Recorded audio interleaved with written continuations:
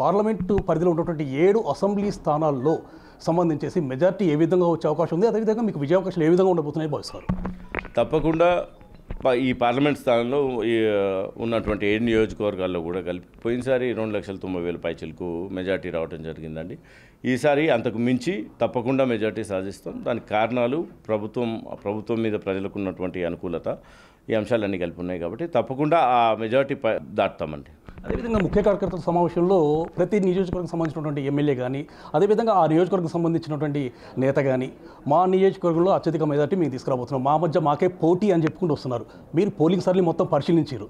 So ఏ నియోజకవర్గంలో అత్యధిక majority వస్తుందని చెప్పి మీరు ఎక్స్పెక్ట్ చేస్తున్నారు? నేను హుజూర్ నగర్ నియోజకవర్గంలో వస్తుంది. ఎందుకంటే 2 కారణాలు ఉన్నాయి. ఒకటి, అక్కడ బలమైన నాయకత్వం అంతమంది మిగిలిన లేరని కాదు, అక్కడ పోలింగ్ పర్సెంటేజ్ కూడా ఎక్కువైంది కాబట్టి అందరూ స్వల్ప తేడాలతోనే నేర్లీ ఉంటారు. కాబట్టి తప్పకుండా నేను అనుకోవటం హుజూర్ నగర్లో వస్తుంది.